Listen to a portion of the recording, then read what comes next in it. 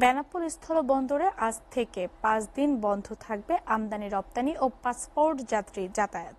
ভারতীয় লোকসভা নির্বাচন, বুদ্ধ পূর্ণিমা ও বাংলাদেশ যশোরের শার্শা উপজেলা নির্বাচনের কারণে শনিবার থেকে আগামী বুধবার পর্যন্ত 5 দিন বেনাপোল বন্দর দিয়ে আমদানি রপ্তানি বন্ধ থাকবে।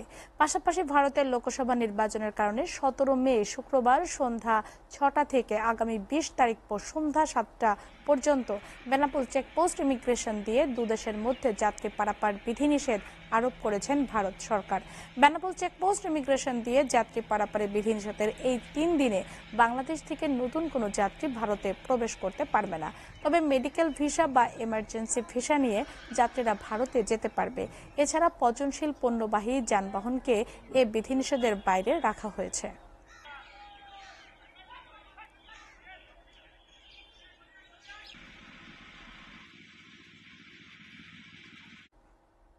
এ বিষয়ে আরো খবর জানাতে সরাসরি যুক্ত হচ্ছেন সহকর্মী শেখ নাসির উদ্দিন। নাসির, টানা 5 দিন বন্ধ থাকায় ঘোষণায় সাধারণ যাত্রীদের প্রতিক্রিয়া কেমন দেখছেন?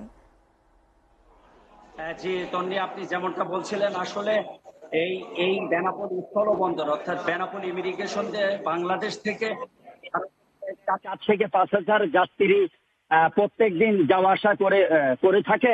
তো আসলে পশ্চিমবঙ্গ লোকসভা নির্বাচনের কারণেই ভারত সরকার অর্থাৎ দেশটির ভারত সরকার তারা বিধিনিষেধ আরোপ করেছে। এই ক্ষেত্রে বাংলাদেশ থেকে যেসব যাত্রী ভারতে যাবেন শুধু মেডিকেল ভিসায় এবং কূটনৈতিকরাই যেতে পারবেন। এছাড়া ট্যুরিস্ট, বিজনেস এসব পাসপোর্ট যাত্রীরা আপাতত 3 দিন যেতে পারবে না, যেটা ইমিগ্রেশন সূত্রে আমরা জানতে পেরেছি।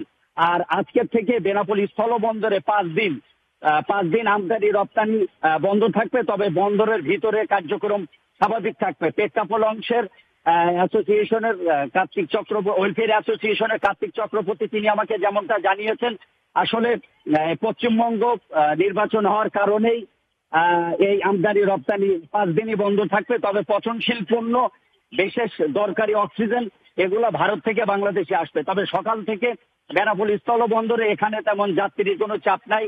অল্প কিছু 2-1 করে এই মেডিকেল ভিসার যাত্রী তারা ভারতে যাচ্ছে। আসলে তাদের অংশে নিরাপত্তা এবং অবৈধ অনুপ্রবেশ যাতে না হয় সেই কারণেই এই বিধিনিষেধ আরোপ করেছে দেশটির সরকার। এই ছিল বেনাপোল স্থলবন্দর থেকে সর্বশেষ। নাসির, আপনাকে ধন্যবাদ।